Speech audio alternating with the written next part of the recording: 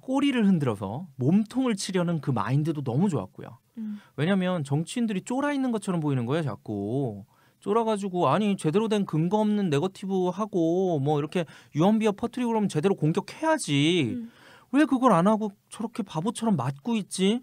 왜 저렇게 주눅 들어가지고 뭘 대응을 못 하고 있지? 이런 생각이 자꾸 들었는데 이재명 시장이 딱 나타나서 어이씨 일배 꺼져 뭐 이렇게 하고 뭐 고소도 하고 이런 게 저는 너무 좋았어요. 너무 시원했고 그 다음에 성남시의 어떤 시정에서도 우리가 느낄 수 있는 게 정말 특이하게도 성남시에서는 흔히 우리가 보수를 지지한다고 하는 그런 집단들 그룹들이 이재명 시장을 좋아해요.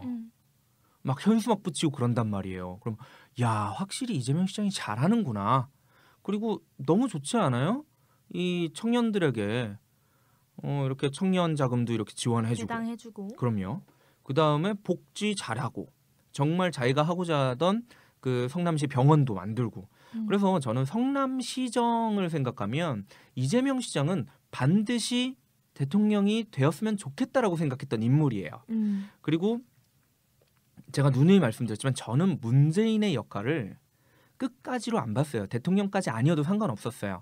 저는 문재인 씨가 해야 되는 역할은 이미 당을 개혁하는 데에서 반 이상 끝났다고 생각을 했거든요. 당이 정말 어려운 과제였거든요.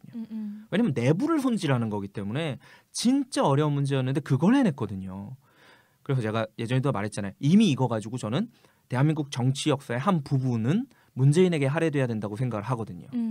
그러니까 그 이후에 당이 이렇게 탄탄해지면 이재명이 대통령 해도 아무 문제 없다였거든요.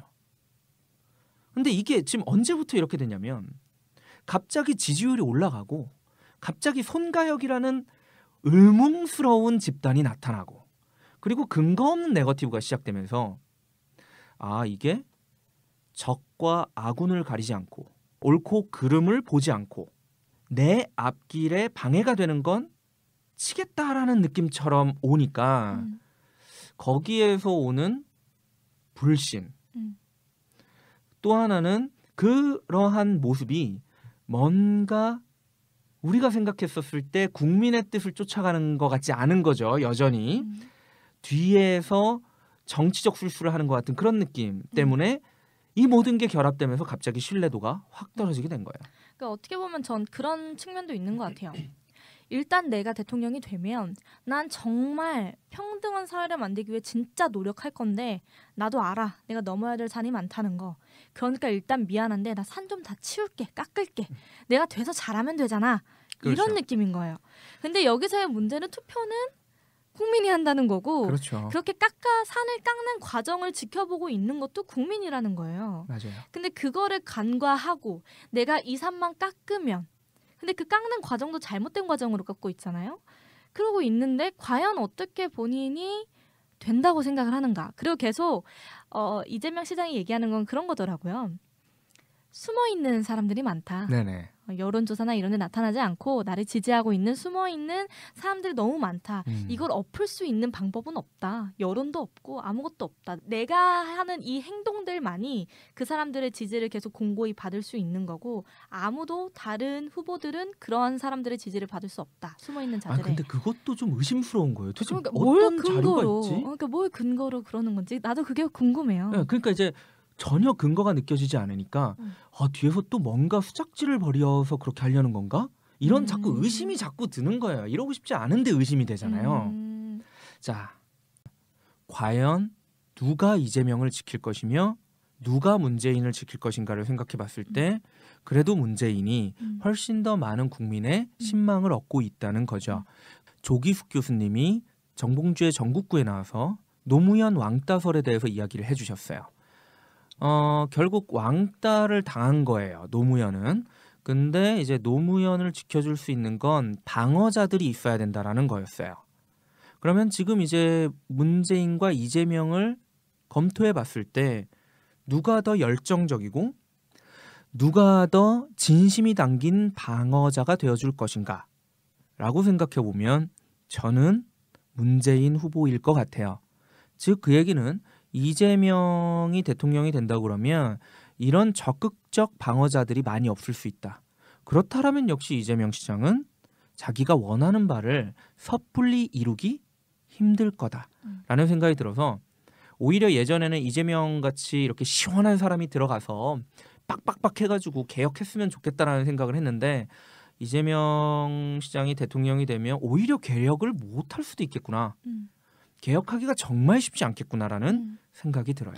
그러니까 이재명 시장님이 만약에 이렇게 사이다적인 발언을 잘 하시고 자신의 신념을 확고하게 말씀하시면서 뭐 규칙, 정책, 체계 이런 거에 대한 확고함도 보여주셨다면 좋은 시너지가 났을 수도 있을 거라는 생각이 들어요. 근데 지금은 내가 되면 다 고쳐진다라는 식의 발언밖에 안 하시다 보니 그렇게 가는 사회가 맞는가라는 의문을 가진 분들이 계속 퀘스천을 하는 거예요. 그럼요. 괜찮은 사람인가? 그러니까 맞는 이게 사람인가? 개인 한 명을 믿기가 좀 어려워졌잖아요. 맞아요. 우리가. 그리고 보면 아까 박평 씨가 그러셨잖아요. 이재명 씨를 누가 보호할까?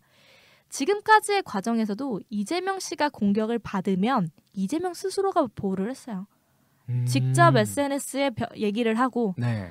직접 본인의 변호를 하고 물론 지금은 손가역이 있지만 손가역은 우리가 계속 얘기하지만 아니에요. 그건 아니고 본인 스스로가 변호를 했지 주변에 정말 우리가 보호를 할 수 있을 만한 인물들이 보호한 적이 없어요. 생각을 해보면. 가만 보면 이재명은 혼자 힘으로 살아남은 약간 여포 같다. 약간 그런 느낌이네. 그러네요. 네. 그래서 그러니까 저는 그걸 처음에는 좋게 생각을 했어요. 그만큼 얘기를 많이 주의 깊게 듣는다는 거고 또 그만큼 SNS에서는 소통도 잘하셔서 네. 전 스스로 방어하는 걸 긍정적으로 생각을 했어요. 하지만 이게 대통령이라는 자리에 올라갔을 땐 정말 말도 안 되는 수많은 이유들, 수많은 정책들, 수많은 본인의 발언 하나하나의 공격을 받을 텐데 그럼 대통령이 맨날 SNS만 할 거예요? 아니잖아요. 그거 아니죠. 그러면은 정말 박평 씨 말대로 필요한 건 옆에서 서포트해줄 누군가인데 그때까지 손가역을 계속 믿고 가실 건가요? 그 손가역을 버려야 돼요. 버려야 돼요. 정말 저는 이재명 후보가 뭐 이미 늦은 거라고 생각은 하지만 그래도 경선에서 이기고 그래도 대통령이 되려고 한다면 손가역을 버려야 된다고 생각이 돼요. 그러니까 이런 느낌이에요. 이 노무현 후보가 사례를 만든 거예요. 그쵸? 지지도도 별로 없던 이 천둥 벌거숭이 같던 후보가 갑자기 경선에서 이겨버리니까 그 여세를 몰아서 대통령까지 되는 그리고 그 과정 안에서 정말 많은 공격을 받았는데 정말 수많은 시민사회단체, 정치인, 유력인들, 그다음에 국민들이 나서서 보호해줬던 그래서 결국 대통령이 됐던 그 아주 희망차고 멋진 사례를 하나 만들어줬더니 다들 나도 노무현일 수 있을 거라고 생각하는 거예요. 그러니까 이재명 후보도 손가역을 마치 노무현 시대 때의 노사모라고 생각하고 있는 것 같아요. 그리고 그 손가역 안에는 노사모 때 활동했던 인물도 들어가 있다라는 이야기가 있기 때문에 뭐 저는 제가 직접 확인한 건 아니니까 잘 모르겠습니다만 그러니까 자꾸 손가역을 노사모와 동치시키려고 하는 것 같은데 그러지 마요 진짜. 그래요. 그때 노사모는 굉장히 자발적이었어요. 정말 자발적이었어요. 그러니까 노무현 대통령이 나서서 야 우리 희망대지 좀 갖다 줘 막 이런 느낌 아니었잖아요. 알아서 밑에서 우리가 막 해가지고 또 무슨 방법이 없나 인터넷 돌아다니고 그때 당시 이제 저는 서프라이즈라는 사이트에서 역시 또 글도 쓰고 또 많이 글도 옮기고 읽고 노력했단 말이죠. 내가 뭘 하면 도움이 될까? 내가 뭘 하면 노무현이라는 사람을 지켜낼 수 있을까? 내가 뭘 하면 노무현을 대통령으로 만들 수 있을까? 이걸 자발적으로 막 움직이고 그랬는데 뭔가 손가역은 하달받아서 하는 느낌이었고 그리고 또 한 가지 그때의 노사모는 목표가 남을 죽이고 남을 까자가 아니었어요. 얘를 죽이면 얘를 넘어서면 우리가 대통령이 될 수 있다 이런 게 아니라 그냥 어떻게든 노무현을 살리자였는데 지금 손가역이 활동하는 걸 보면 말이죠. 문재인을 까면 안희정을 까면 문재인만 넘으면 내가 대통령 이렇게 보는 거예요. 얼마나 좁아요. 노사모에 비하면. 제가 읽은 손가역 글 중에 충격적인 걸 하나 말씀드릴게요. 네. 국민들이 문재인에게 부정적 충격을 받거나 실망을 안겨줄 만한 이슈가 필요합니다.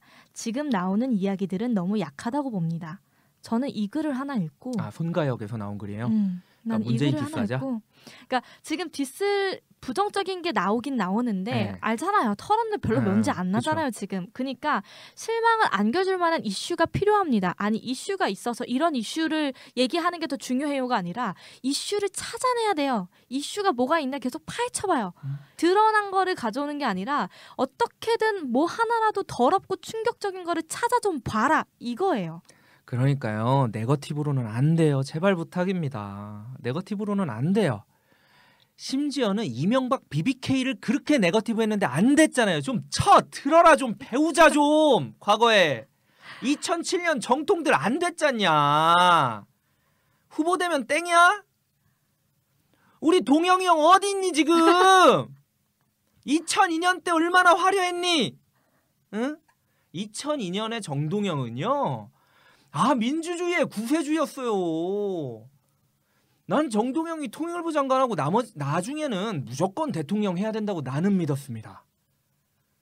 근데 뭐 또 나와가지고 막 표하려고 그때도 뭐 했냐면 결국 이해찬, 유시민을 죽이자였다고요. 그거 죽이면 이제 내가 대통령 후보 되니까 그래요. 후보는 됐네요. 그리고 뭐 어떻게 했죠? 막 네거티브도 하면서 막 BBK 그렇게 BBK 털었는데 대통령 누가 됐니?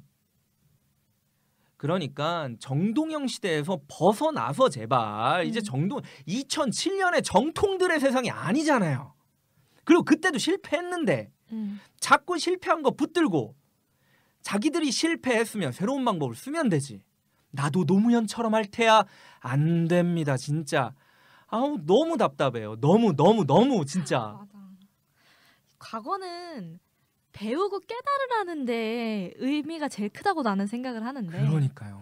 왜 이렇게 똑똑하신 분들이 아니 이재명 시장이 좋은 게 얼마나 많아요. 그러니까요. 도대체 이재명 시장이 성남에서 정말 엄청나게 뛰어난 업적과 성과를 거뒀다는 게 지금 어디 나오냐고요. 그게 안 나오잖아요.